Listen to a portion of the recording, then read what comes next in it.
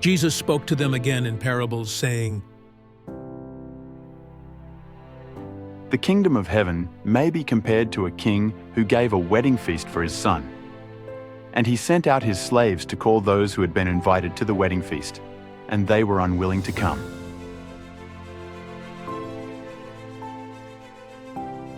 Again, he sent out other slaves, saying, Tell those who have been invited, Behold, I have prepared my dinner.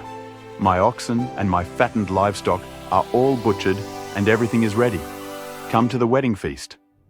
But they paid no attention and went their way, one to his own farm, another to his business, and the rest seized his slaves and mistreated them and killed them. But the king was enraged, and he sent his armies and destroyed those murderers.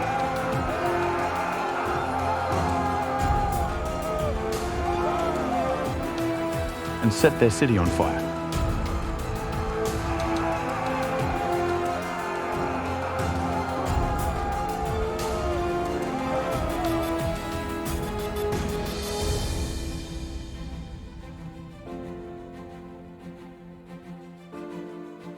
Then he said to his slaves, The wedding is ready, but those who were invited were not worthy. Go therefore to the main highways, and as many as you find there, invite to the wedding feast. Those slaves went out into the streets and gathered together all they found, both evil and good.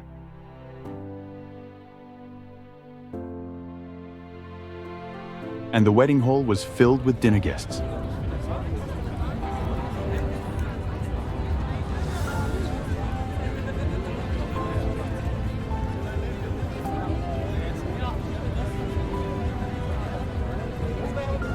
But when the king came in to look over the dinner guests, he saw a man there who was not dressed in wedding clothes. And he said to him, Friend, how did you come in here without wedding clothes? And the man was speechless. Then the king said to the servants, Bind him hand and foot, and throw him into the outer darkness. In that place there will be weeping and gnashing of teeth. For many are called, but few are chosen.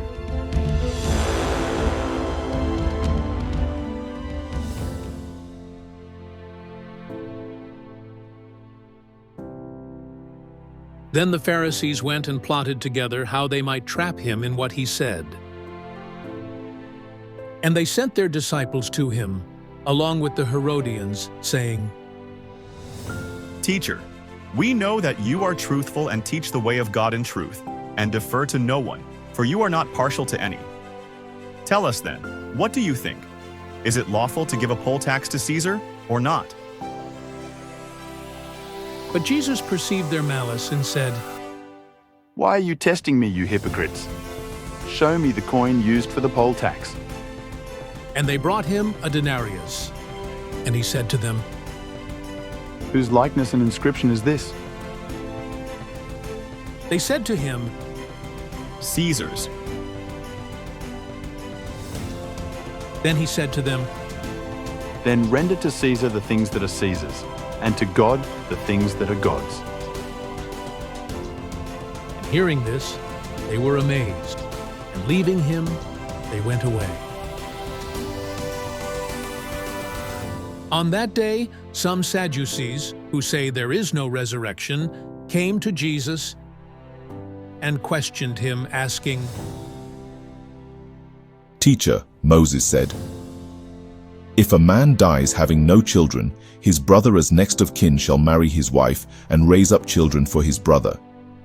Now there were 7 brothers with us, and the first married and died, and having no children left his wife to his brother, so also the second and the third down to the 7th. Last of all the woman died. In the resurrection, therefore, whose wife of the 7 will she be? For they all had married her. But Jesus answered and said to them, You are mistaken, not understanding the Scriptures nor the power of God. For in the resurrection they neither marry nor are given in marriage, but are like angels in heaven. But regarding the resurrection of the dead, Have you not read what was spoken to you by God?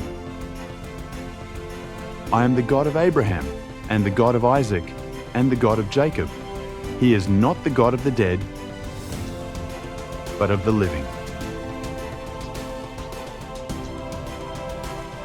When the crowds heard this, they were astonished at his teaching. But when the Pharisees heard that Jesus had silenced the Sadducees, they gathered themselves together. One of them, a lawyer, asked him a question, testing him. Teacher, which is the great commandment in the law? And he said to him, You shall love the Lord your God with all your heart, and with all your soul,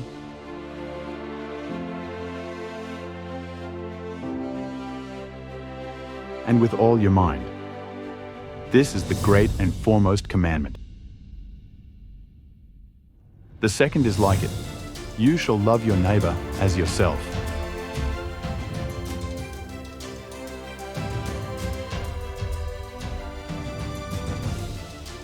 On these two commandments depend the whole law and the prophets.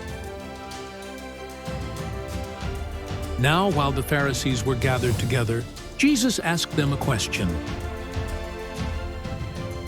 What do you think about the Christ? Whose son is he? They said to him, The son of David. He said to them, Then how does David in the Spirit call him Lord, saying, The Lord said to my Lord, Sit at my right hand until I put your enemies beneath your feet. If David then calls him Lord, how is he his son? No one was able to answer him a word. Nor did anyone dare from that day on to ask him another question.